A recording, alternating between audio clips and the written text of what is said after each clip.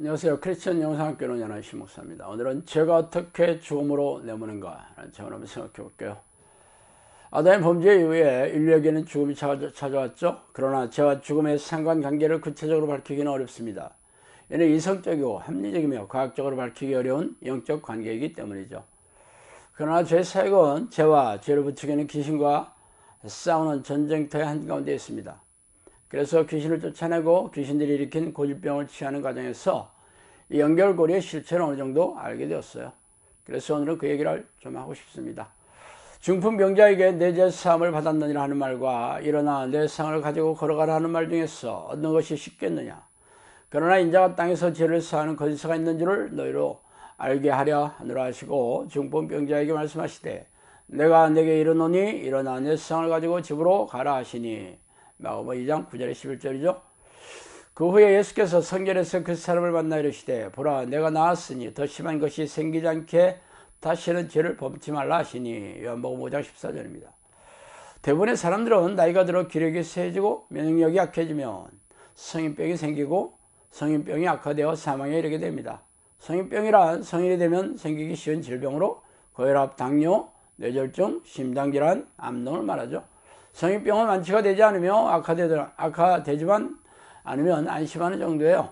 그래서 사람들은 이런 질병이 생기면 병원을 들락달락 하다가 죽음을 맞이하게 됩니다.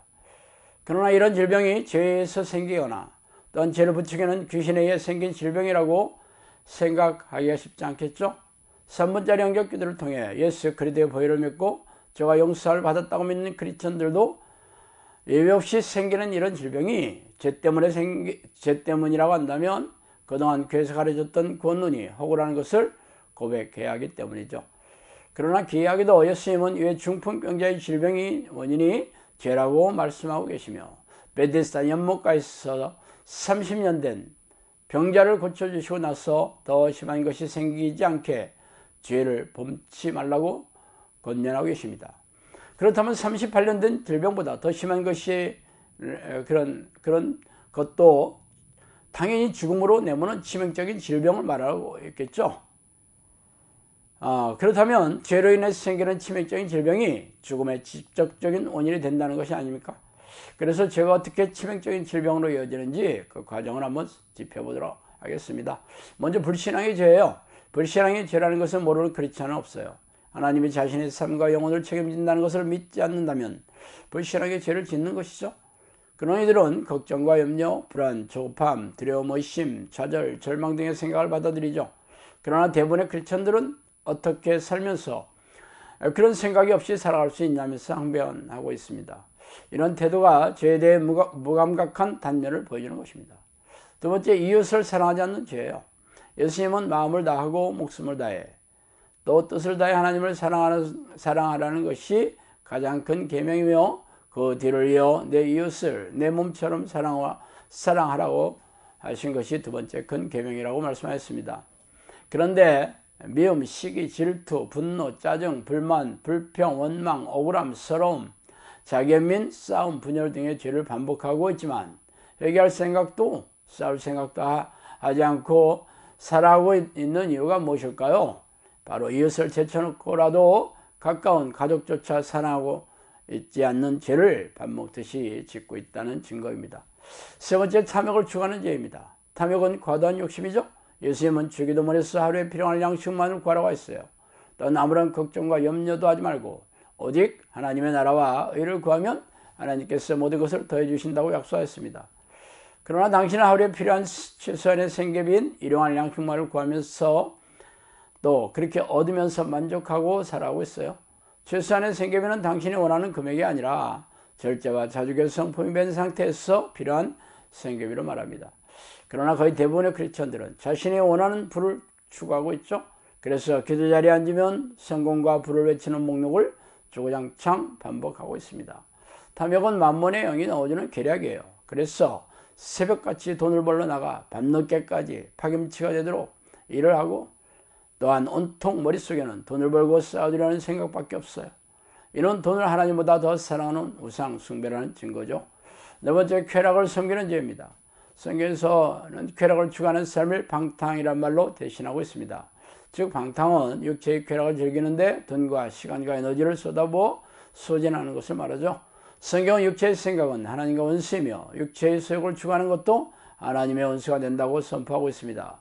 육체의 쾌락을 즐기다가 귀신의 포로가 된 사람들이 바로 중독자가 되겠죠. 알코올, 음란, 게임, 도박, 쇼핑 중독은 물론이고 일이나 운동, 취미에도 중독자가 널려 있어요.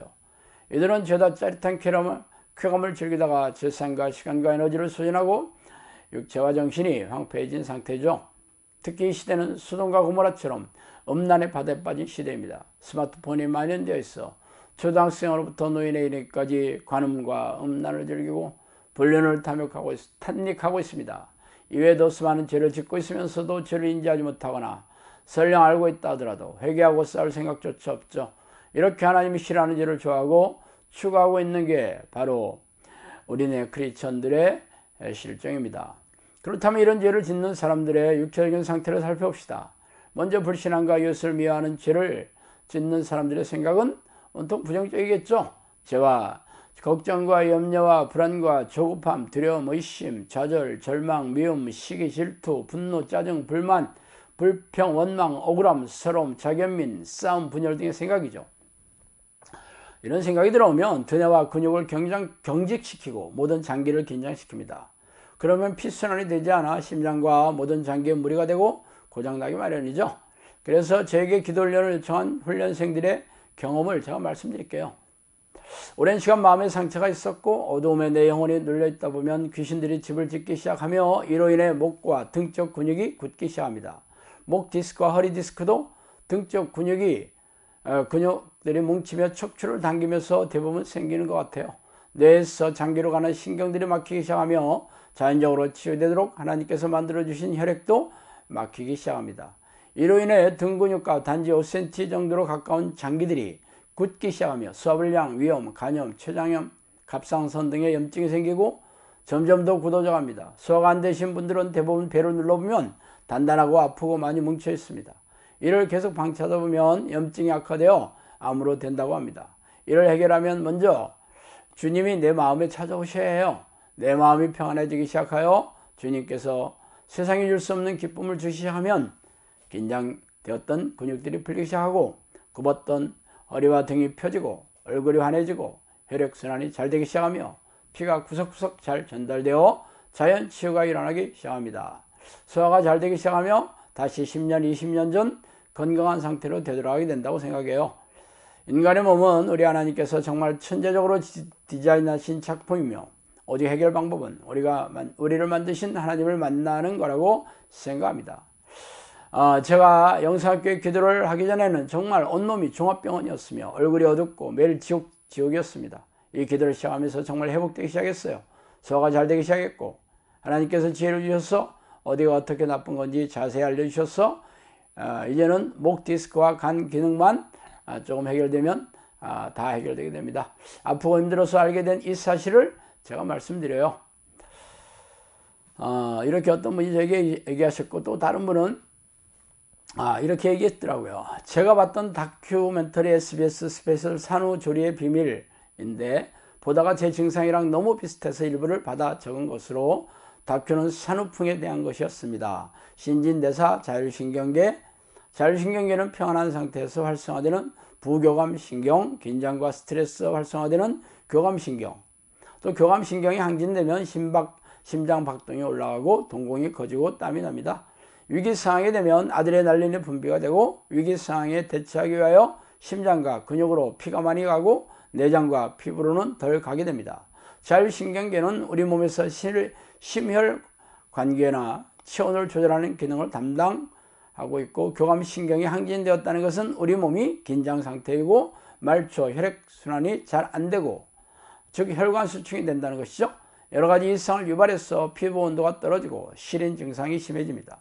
섬유 근육통 증후군, 정상인이 통증으로 느끼지 않는 자극을 통증으로 느끼는 것이에요. 원인은 스트레스, 제가 추위를 잘 타는 체질이고 더위를 잘 타지 않는 체질인데 추위를 고통이나 통증처럼 느끼는데, 또는 그 느낌이 분노처럼 느껴지기도 합니다. 그러면 더 혈액순환이 잘 되지 않아서 위 내용처럼 긴장이 되고 피부에 혈액이 가지 않아 온도가 떨어져 또 악순환이 반복됩니다. 자, 이렇게 두 분의 훈련생들은 오랫동안 귀신에 눌려 있어서 각종 질환과 통증으로 고생하고 있으나 귀신을 쫓아내고 기도 훈련을 통해 상당히 호전되었어요. 이처럼 죄는 부정적인 생각을 넣어주고 부정적인 생각들은 뇌와 육체를 긴장시키고 경직시켜 피순환을 방해하여 심장과 각종 장기 그리고 뼈와 신경계를 고장나게 하여 심각한 질병에 걸리게 하는 것입니다. 또한 탐욕의 죄도 마찬가지죠. 평생 동안 돈을 벌기 위해 몸을 혹사시켜 휴식을 취할 틈을 주지 않아 쇠약해져서 면역력을 잃게 하여 질병에 걸리게 합니다. 또한 부자가 되고 성공을 쟁취하기 위해 수많은 스트레스를 받으며 과도한 경쟁에서 마음과 몸이 혹사되는 것은 당연하겠죠. 사업가들이나 투자가들은 대부분 빚의 노예가 되어 두려움과 불안 상태에서 살아가게 됩니다. 쾌락을 추구하는 죄는 더욱 심각하죠. 방탕한 쾌락을 추구하는 일에 몸과 재산과 에너지를 소진하게 하죠. 술과 담배는 몸에 치명적인 해악이고 성적 쾌락을 즐기는 사람들도 배우자와의 갈등에서 생기는 불안과 두려움에 만연합니다. 게임이나 도박에 쾌락이 정신과 육체를 망가뜨리는 것은 물론이고 건전한 쾌락의 도구인 취미나 운동도 몸을 혹사시켜 각종 사고를 일으키며 육체를 쇠약하게 만드는 원인이 됩니다. 이처럼 온갖 죄는 정신과 육체를 파괴시키고 황폐화시켜서 면역력을 잃게 만들어 몸을 쇠약하게 만들고 심장과 폐, 간, 콩팥, 위장과 대장 등의 귀한 장기가 질병에 걸리게 만들며 죽음으로 치닫게 하는 것입니다. 그렇다면 질병에서 회복되려면 어떻게 해야 할까요? 하나님께서 평안과 기쁨을 주시고 각종 삶의 문제를 해결해 주시며 먹고 사는 걱정과 염려에서 벗어나게 해주시는 것이겠죠. 그러면 영혼과 삶의 힘을 얻고 근육이 릴렉스해지고 뇌도 휴식을 취하면서 회복이 되어 건강을 되찾게 되는 것입니다. 그래서 제가 죽음으로 내모는 치명적인 공격이라면 예수 그리스도의 부활의 능력을 덧입는 사람들만이 저가 용서함을 받아 영혼과 육체가 건강해지게 되겠습니다. 오늘은 여기까지 하겠습니다. 감사합니다.